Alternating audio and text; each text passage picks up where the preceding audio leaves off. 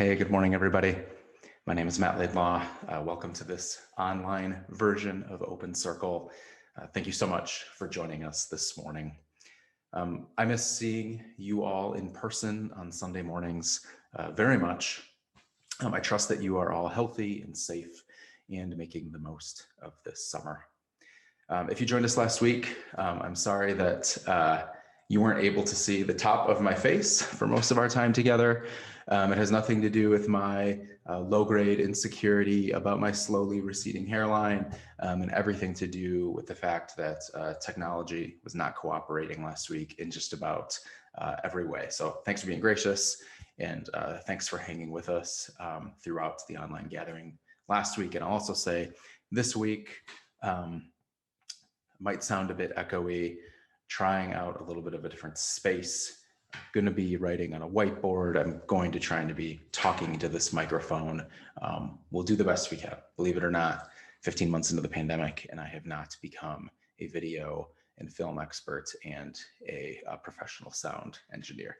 But just as with everything the past 15 months, we're all doing the best we can. So I won't be sharing any slides this morning, but I will be drawing, as I mentioned, and I'll be inviting you to draw along with me if you might find that helpful. So just like last week, if you want a pen, pencil, paper, journal, whatever's helpful for you to participate and reflect in some sort of way, make sure you have that with you. Go grab that now. And per usual, I'll begin with a couple of reminders and updates. First reminder, we intend to resume in-person Sunday morning gatherings on September 12th. So you'll hear more about this and ways you can help make that all happen in the coming weeks, but mark your calendars for Sunday, September 12th. We send out a monthly update email on the first Thursday of every month. If you don't receive that, please go to opencirclecommunity.org, share your email address with us under the Get Connected heading. There's a little box there. And you also can stay connected via Facebook, Instagram, Twitter, and YouTube. And as always, if you have any questions, if you need anything, if there's anything we can do to support you and your household, email us at info@opencirclecommunity.org. Next, we want to hear questions about anything related to Open Circle that you might have. There's a lot of open questions out there still about Open Circle, everything related to our story, how we got started, our theology, what our gatherings have looked like and might look like, practices, finances, the pandemic, who's helping to run this thing, what is our mission and what does it mean, our future, why on earth we think anything that we're doing might even matter, or what September 12th might look like, anything at all. Whatever you're curious about, whatever remains unanswered for you, submit your questions. We'll do our best to offer helpful responses to the community before September 12th. I'd love to offer some short, playful video responses in the coming weeks to some of these questions. So I won't say like Susie in Maine wants to know, we'll protect your identity if that might prevent you from asking some honest questions. But if you have the question, there's probably a good chance that other people are asking the same question. So submit your questions. The link to the little online forum was in our July update email. You can also find it on our Facebook and Instagram pages as well.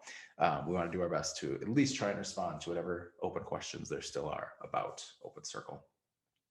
And then Sunday, August 1st, from 1 to 5 p.m. at Camp Geneva in Holland, we're having Open Circle at the beach, which just means we have our own beach to enjoy together. Everyone's invited. You can find more information about that in our July email and on our Facebook page. Hopefully the algae situation in the Saugatuck, Holland, Grand Haven area will resolve itself in the next couple of weeks. And hopefully we'll have some great weather. It'll just be a great chance for us to get together in person in a really beautiful space. It'd be great to see you all there. And then finally, nothing we're doing would be possible without the generosity of so many in our community. So if you'd like to give financially to the mission of Open Circle, make gatherings like this continue to happen, help us return to in-person gatherings creatively and safely, you can support that by giving at opencirclecommunity.org/give. Thank you to everybody on behalf of our team. We're so grateful. We continue to be in awe of the generosity of this community. Okay, I think that's everything. By now, you know I may sound a bit echoey this morning, and that's just how it's going to be. So this morning is the second of 3 online teaching events, what we're calling them, which is just a fancy way of saying it's just going to be me talking longer than normal during these gatherings. There's nothing else happening. This is a series that we're calling Where Do We Grow From Here? Maps for making sense of our journey together. And during this series, we'll explore themes that have mapped our experiences together as a community so far: faith, sacred, and story. And we'll consider not only just how these themes have mapped our journey together so far, but how they'll also point toward our future. The themes that we'll discuss together are themes that we've sort of, well, last week, if you were with us, we talked about playing at the edges of knowing from Mary Oliver's poem, Bone. And I think these are themes that we've sort of played at the edges around, but we haven't explicitly talked about them at any of our gatherings, in part because it just didn't seem like the right time in our story together. But also, like last week, I think I talked for like an hour and 20 minutes. That's not a really great idea in person on a Sunday morning when children are in childcare and all of that. So when we try to have a 20 to 25 minute conversation on Sunday morning. So at this moment in our story, in this format, it just seems like the right time to more explicitly talk about how these maps have shaped our story so far and how they might into the future. It's also a time to recognize that it's been 3 years since Open Circle's been public and trying to move forward. So happy birthday, Open Circle, and everyone who's helped birth this community into the world. We're 3 years in, and even though about half of that time has been spent in a pandemic, it's time that we really start trying to bring some precision to how we want to engage as a community together. And the themes of faith, sacred, and story is a great starting point for that. So it also seems really likely to me that the themes we'll be discussing won't be new information for all of us, but just might provide some helpful naming. I suspect that some of us might be like, oh, okay, I see that. That makes a little bit more sense now. Or even in response to last week, I had conversations with a few folks who were familiar with the map we discussed, but it was really helpful for us to sort of engage it in the context of our community. And they offered some really helpful feedback and critique and encouragement about how we might move forward from there with that map. So where do we go from here? Where do we grow from here this morning? Last week, we talked about faith, using James Fowler's Stages of Faith as a map. And we started with the assumptions that God is a mystery, faith is a journey, that if we're not going on the journey, then we're not growing on the journey. And if we want to go and grow, then we need some more maps to help us guide our way. And this morning, we'll talk about sacred. So along the way, if you have a question, drop it in the comments on the Facebook page, send an email, info@opencirclecommunity.org, and I'll do my best to address those questions privately or at the beginning of our gathering next week. So as we begin a conversation around this word sacred, I want to share a poem that we spent some time with several weeks ago as a community, written by our friend, the medieval mystic and poet Rumi. This is a poem titled "The Shine in the Fields," and I first found it published in this book, the Big Red Book. I think it has just about everything Rumi ever wrote in it.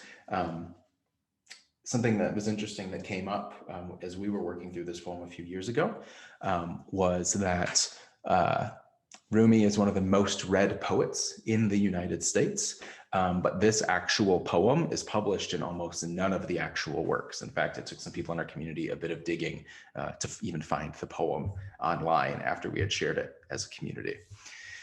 So this is The Shine in the Fields by Rumi. I'm going to read it twice, slowly, and then we'll hold 2 minutes of silence together, marked by the ringing of a bell. And by bell, I mean the digital noise on my meditation app on my phone. So let me pull that up. While I'm doing that, if you want to find a position wherever you are that communicates openness to yourself, and to one another, to God. For me, that's sitting up straight, uncrossing my arms and legs, taking some deep inhales and exhales, becoming mindful of my breathing.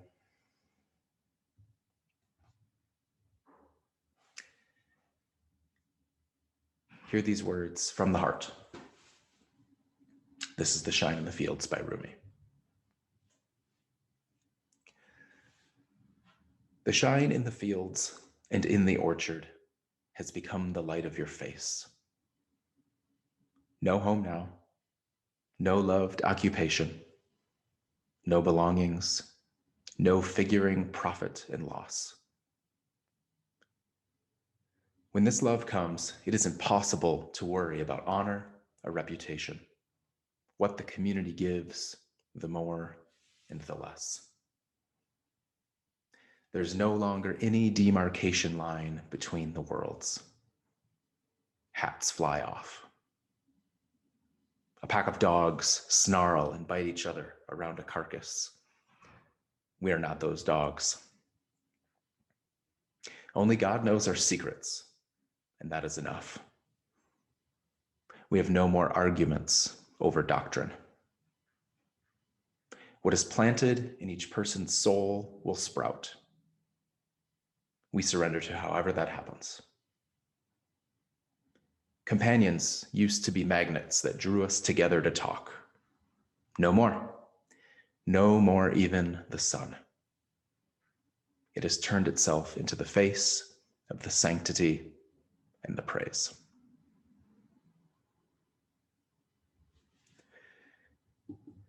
This is The Shine in the Fields by Rumi. The shine in the fields and in the orchard has become the light of your face. No home now, no loved occupation, no belongings, no figuring profit and loss. When this love comes, it is impossible to worry about honor or reputation. What the community gives, the more and the less. There's no longer any demarcation line between the worlds. Hats fly off. A pack of dogs snarl and bite each other around a carcass. We are not those dogs. Only God knows our secrets, and that is enough. We have no more arguments over doctrine. What is planted in each person's soul will sprout. We surrender to however that happens. Companions used to be magnets that drew us together to talk. No more. No more even the sun. It has turned itself into the face of the sanctity and the praise.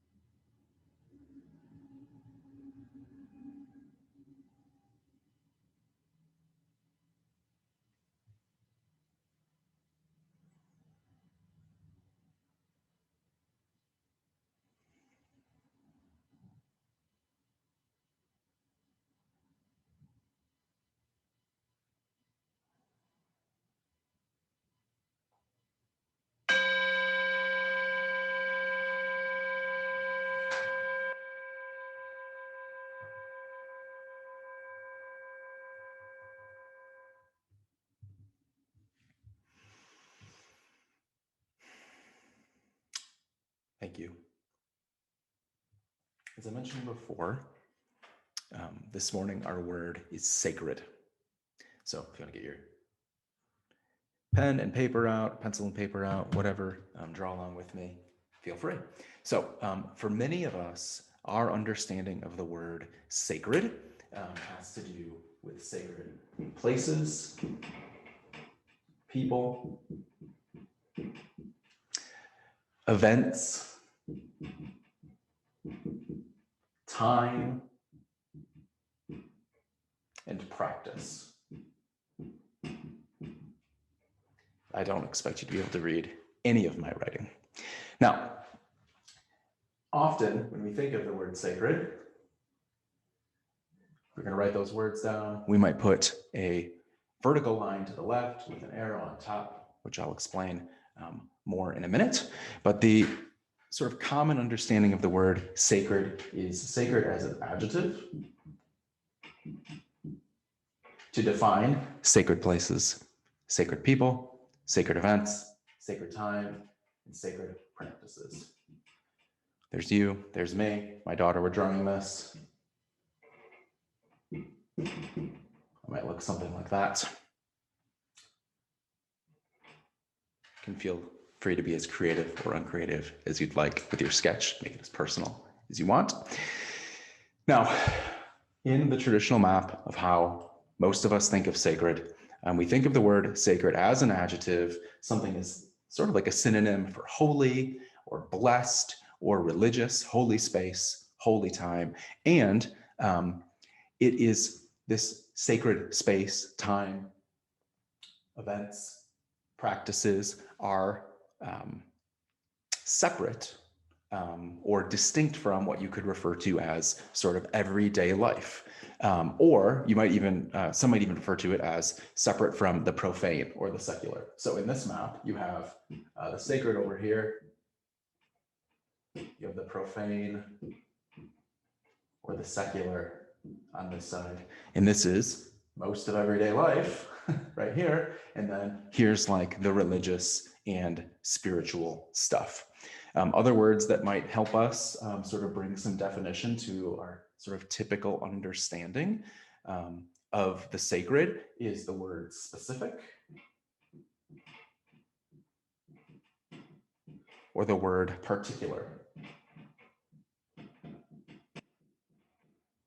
Because in this map of understanding the sacred, there are particular places, specific people, particular times that are sacred, and there are people, times, events, and practices that are clearly not. And there is a very clear line of distinction between the two.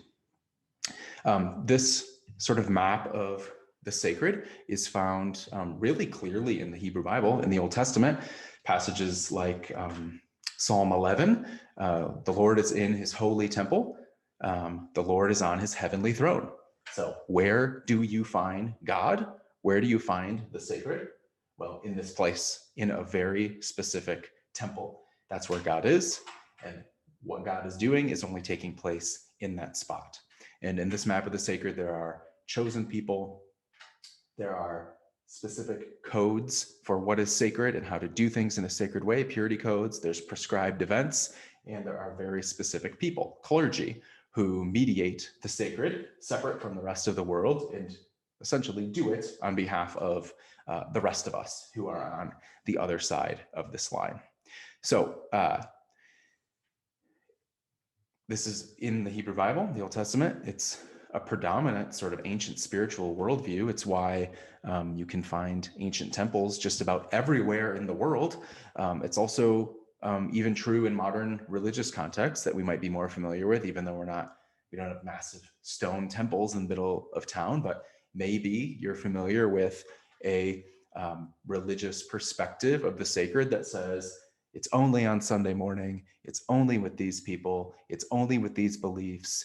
We ask God to come down and we try to lift ourselves up in worship with this rock and roll band that's maxing out the speakers at 10 a.m. on a Sunday morning.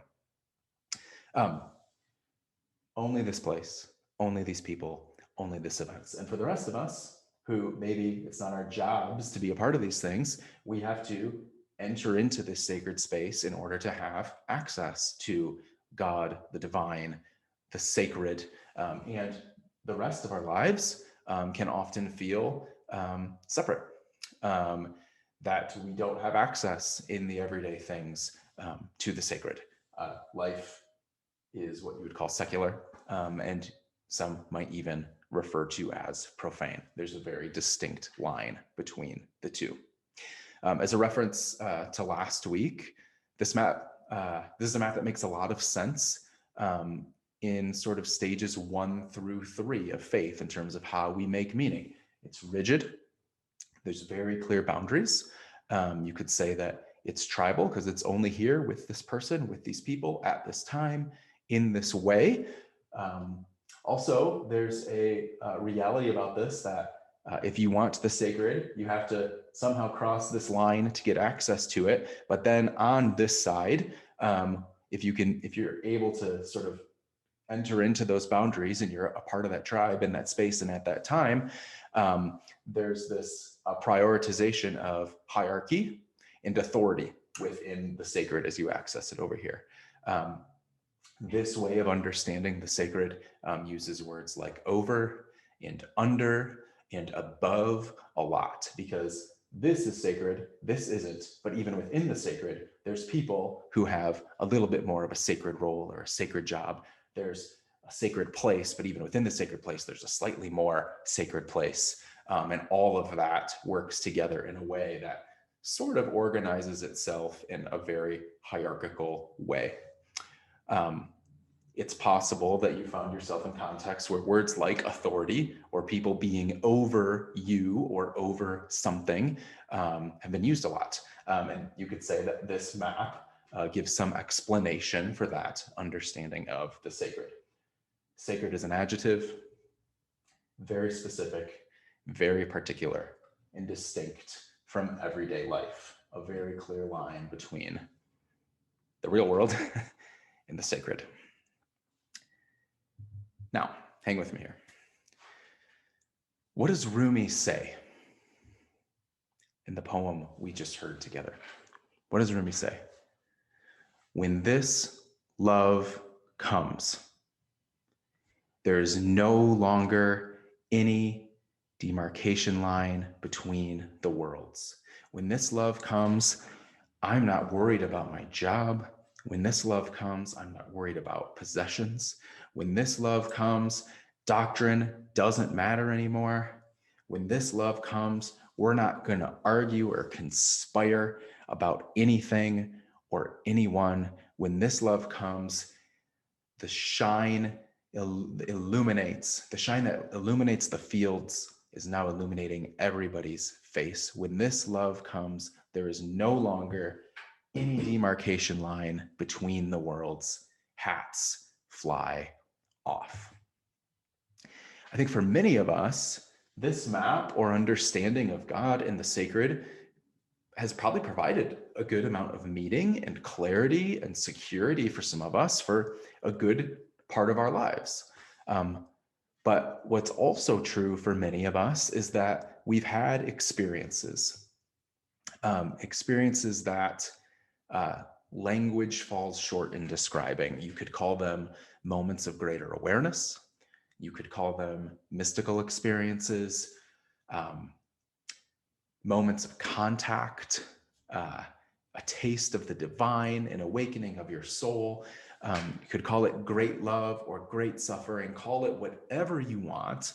But that experience, and you probably know what I'm pointing to, even if it was only for a moment, it was an experience that transcended all of the prescribed boundaries of this map. Maybe because you were taught your whole life that 99.9% of the life in the world and the people were somehow less sacred than these places, these people, these times, these practices, these spaces. And if you wanted God or you wanted an experience, it had to happen here and at this place and at this time and in this way with the right people there. And you experienced something that didn't happen at any of those times or at any of those places or with any of those people. In fact, None of the boundaries or words that you were maybe told about as it relates to God and the sacred do any justice to the experience that you had. It might not have happened in these categories, and the words that these categories offer might not do justice to describing it. I think in this poem, Rumi is narrating what happens when we wake up. Doctrine doesn't matter. Work doesn't matter. Money doesn't matter. The way we divide ourselves and argue doesn't matter. Love has come. I've experienced it. I've tasted it. And there's no more line between the sacred and the profane. And it's blown our hair back. Our hats have literally flown off our head in that moment. So we have no choice but to move from the map that gives us the vertical axis to a map with a horizontal axis. I'm going to put little arrows pointing down this way.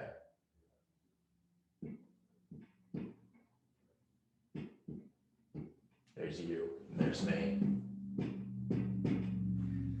Living life on a horizontal plane. Because the demarcation line between the worlds no longer exists. In this map, I'll try and separate these things here because my whiteboard's getting a bit messy. In this map, the word sacred is a verb. It's no longer an adjective to determine what places, people, events, time, and practices are more sacred than others. The word sacred is a verb, and it's connected to its actual Latin root, which is connected to the word consecrate, to make something holy or set apart. Meaning, sacred is something that we recognize and do everywhere. And the reason that there's put a little down arrow along this horizontal axis is because where in this map, everything's about getting into the right space, time, and place and practices with the right people and sort of trying to elevate ourselves up or getting God to come down. There's this reality that on the whole realm of space and time and people and places, we have the opportunity to sink into the depths of reality. And instead of labeling what's sacred or not, we consecrate, we do the work of growing in our conscious awareness that everything and everyone is sacred, if we can just have eyes to see it all. Other words that might help us signify this map, especially in comparison to this one, where this map of the sacred is an adjective, this map of the sacred is a verb, where this is specific. In particular, you could say that this is general and universal. Why? Because it's not specifically here with those people at that time in that place with those practices. It's everywhere, and it's universally available. General, universal. Some people might, even use the term that this is sort of a map of spiritual but not religious, even though I think that can be a problematic way of understanding it. This map of the sacred is a realization that beyond whatever it consists of, whatever the sacred is, it's not nearly as far away or inaccessible as we once thought. There's actually no line of separation. It's here, and it's now, and it's in this place, and it's within everyone and everything. This way of understanding the sacred is actually also in the Hebrew Bible and in the New Testament. Passages like Isaiah 66 that are also referenced in Acts chapter 7. Heaven is my throne, the earth is my footstool. God speaking this idea that God's temple is everywhere. So you have a Bible passage saying God's temple is in this specific place and that's where God lives. And you also have a Bible passage saying, no, God's temple is actually the whole universe and God is found everywhere. Or there's passages about all people being priests, not just a few people being priests. Every human being is a priest. Or it's not just Israel chosen as one specific group of people, but all people are chosen and included. Or it's not just one specific group of people being blessed in a specific way, it's all people being chosen and blessed in a specific way. Not an adjective to designate specific places, people, practices, and times from everything else, but a verb that empowers us to understand that it's everywhere, everyone, everything, and at all times. So it's in the Hebrew Bible in the New Testament. It's part of the Christian tradition. It resembles a spirituality given to us by Saint Ignatius, which you could summarize as like it's the practice of finding God in all things and all people, finding the divine, finding the sacred in all things and all people, in all places and all times. So this isn't new. This is part of the ancient story as well. However, it's often a less prescribed one, because I think that this map is the predominant way of understanding God and the sacred that exists for the majority of us in the modern world. I think for many of us, if we encounter something like this, it will often feel like freedom in reaction to having existed in this space.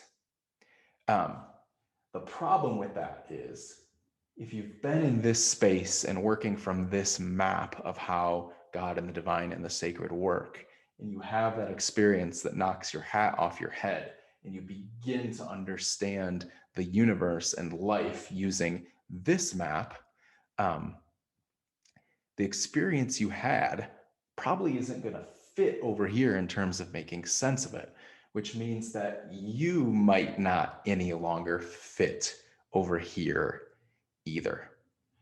This map is often a threat to people who are living their lives according to this map, because it calls all of the systems and structures and hierarchies into question.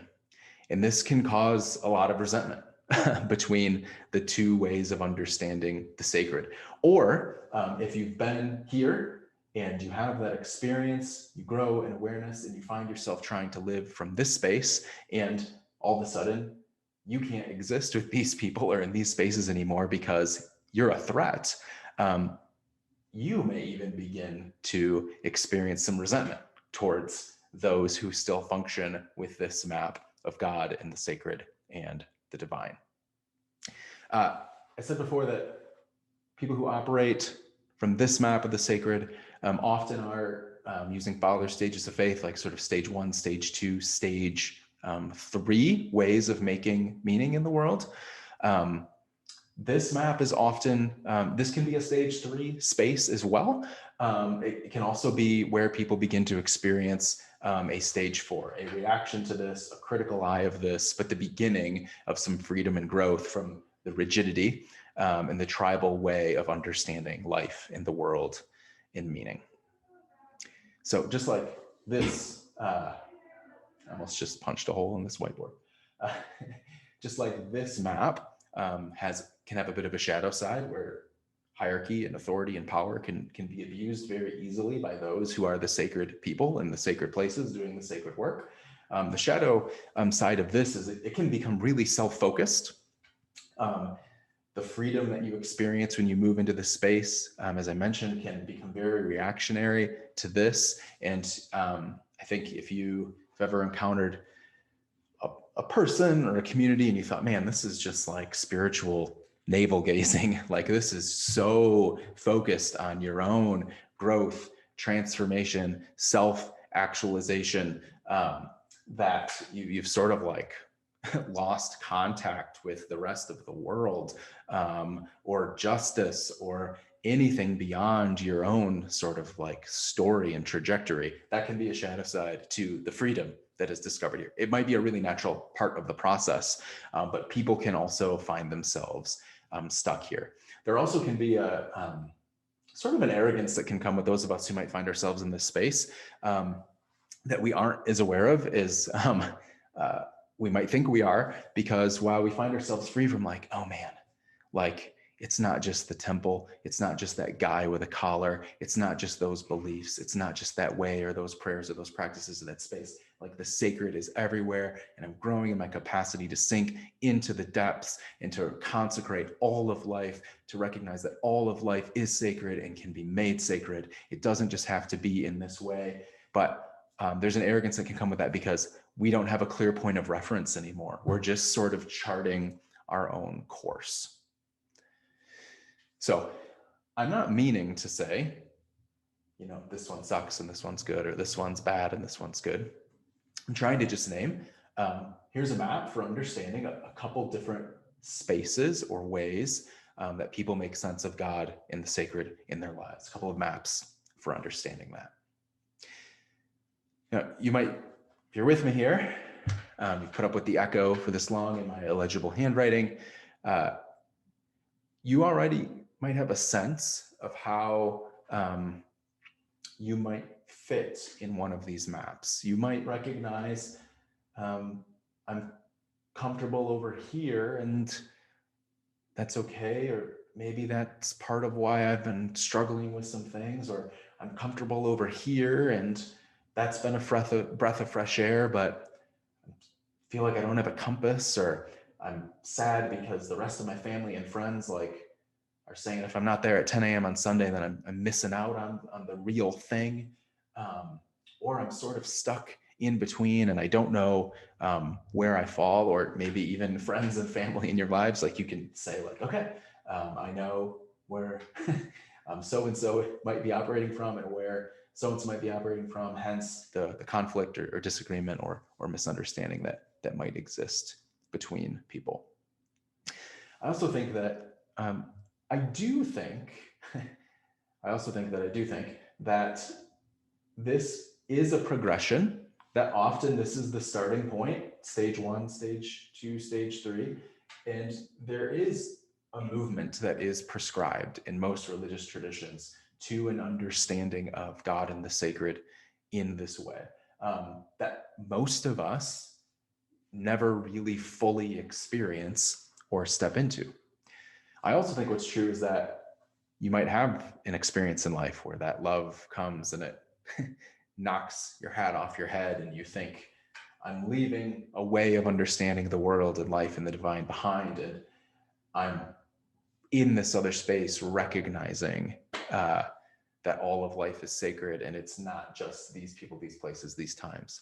But what often happens for a lot of people is they'll move into that space and then they'll actually end up cycling back, just with different labels. So you might have a family member or a friend who, let's say, grew up in a really rigid Catholic tradition. And these sorts of things were really emphasized for them, maybe as a child, or at least as they understood it. It's only the priest, it's only a church, it's only the bread and wine, it's only us in this way at this time. And something happened. They experienced something that gave them a sense of freedom, a greater understanding of the sacred. And they converted to some evangelical tradition that has given them a sense of freedom and maybe a depth of meaning that they didn't have before, but it isn't necessarily a different map. It's just sort of different ways of labeling the same sort of thing in the map, because, well, it's not the priest, but it's the Bible, and it's not the sacrament, but it's these beliefs, and it's still 10 a.m. on Sunday morning, and you're still, either with us or against us, like that sort of thing. So I do think there's a progression that's prescribed and that's evident in most religious traditions. I do think most of us never really move out of this map. And I think if we do, often we end up cycling back. Another example is I have a friend who, for one reason or another, has left this map and has found, because of that sense of freedom, that moment, and found something in yoga practice that has been radically transformative. It's been beautiful and healing for them. However, they've sort of cycled back into it's this version of yoga in this way with these people. And even sort of like over and against other versions of yoga. And I don't mean to say that like everything's equal and that we can't have preference or find greater meaning in some things over others, but it's not a different map. And we've just sort of changed the words to the map. There hasn't been this full progression or step into this space. And it's true for all of us in so many ways. So I think progression here is the invitation. I'm not saying one is necessarily better than the other, but I do want to name that actual transformation here takes a lot of time, and often we can even sort of deceive ourselves into thinking which map we're actually operating from. So yes, progression. No two is one better than the other, though I think the invitation is to operate more in that space with more freedom and more fully. But I'm not trying to present these as like, well, now we need to choose one. I want to present these and say, I think that wisdom recognizes that both of these maps serve one another as part of a larger map, a cyclical progression of greater maturity. So I'm going to switch colors mostly because this is a map, or this is a mess on this map. So rather than one or the other, or one better than the other, what if both of these maps serve one greater map that functions as sort of a cycle where we actually find ourselves moving through both of them in different ways and in different seasons as we grow and mature and are transformed. But in doing so, we recognize that maybe the ways we understood both of these before can take on a bit of different and new meaning. So what if instead of saying it's only here, or we don't need that because it's everywhere, we say, no, we need sacred places, sacred people, sacred events, sacred time and practices, not as a way of diminishing all other places, people, events, times, and practices, but as a way of growing in our capacity to recognize the sacred in all places, people, events, time, and practices. To view this as a cycle is to say that no, the particular is actually a window into the universal.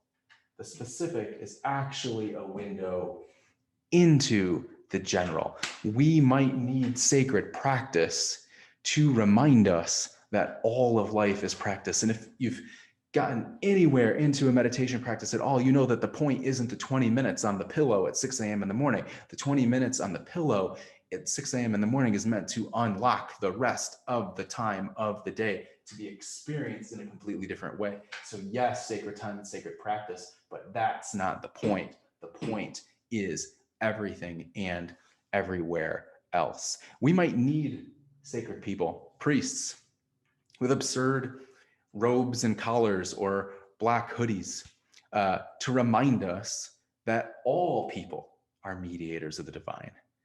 We might need a sacred table with bread and wine on it to remind us that all tables are sacred. We might need something like worship in a sacred space to remind us that every action has the potential to be sacred.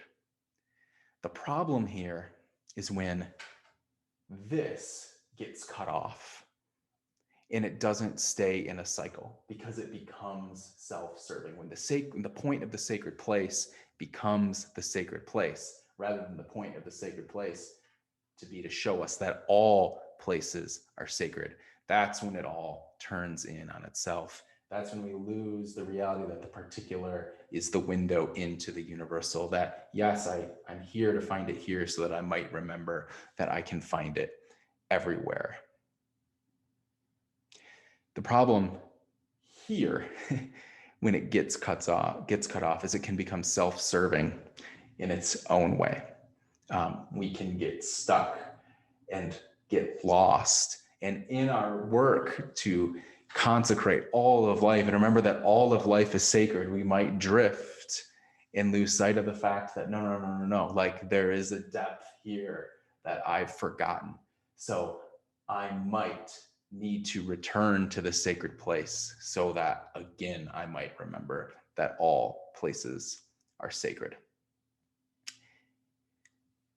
If maybe stages 1 through 3 are found over here and stages 3 and 4 tend to find themselves over here, I think this cyclical way of experiencing life in the sacred is where the possibility of a stage 5, a stage 6 faith might be possible. A way of transcending and including all of life and growing in depth, in maturity, the ability to see, and the ability to experience it all beyond the ways that it's organized and rigid and reacted against by the typical stage 3 and stage 4 ways of being in the world. So, where do we grow from here? A couple of things. For Open Circle first. We're not trying to create our own little insulated group of people with our own little sacred practices and beliefs, doing it our own way. We're trying to recognize that we might need the specific in order to experience the general. We might need a local group of people to belong with so that we might remember that belonging is possible and available everywhere and with everyone at all times in all spaces, that none of us are ever actually alone. And if we're going to remember it here in the real world, we might need to create some opportunities to concretely taste it with some actual people in this space called Open Circle. But the point isn't just the people at Open Circle. The point is the practice of encountering one another so that we might also find it everywhere. I've said this many times to our board and to our leadership teams. The only reason I can rationalize the existence of something like Open Circle is only if we're constantly reminding people that we don't need to exist. Open Circle is only essential to remind us that we're not essential. We need this to remind us that it's not actually about this. We need this to tell us that it's actually about this. And if who we are and what we're doing ever becomes something that just stays here and doesn't point to the universal, then we're way off. We're way off course. And in my opinion, then we've sort of lost the plot in any sort of ground to be trying to propagate anything that we're actually even trying to do. Second, being a spiritual community could mean a lot of different things. Being a inclusively Christian spiritual community could mean a lot of different things. And that's come up a lot. Like, well, I'm used to be a Christian, but I don't identify as a Christian, but I'm still interested in Jesus, or I'm not interested in Jesus, but I know you guys talk about Christian stuff, but I feel really included here, but that's not really like where I'm at. Why do we reference Jesus? Why do we talk about the Bible? Why do we have a Christmas gathering? Like, why do some of the things that resemble the places, people, events, time, or practices that maybe some of us feel like we've left behind, why do those things like work their way into the life of our community? And I just want to say that I think this map provides some explanation to that.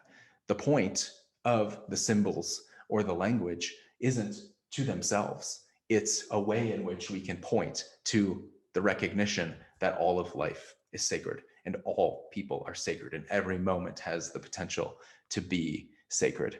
I've said this before that in this map, Jesus is the point. Jesus is everything. In this map, I think you can keep Jesus as part of the equation.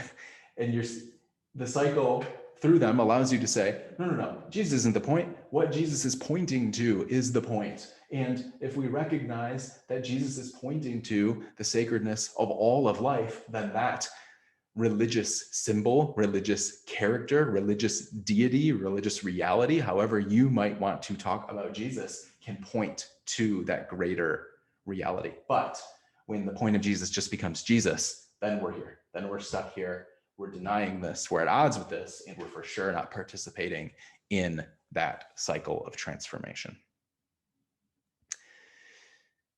For each of us, what might this mean? Where do we grow from here?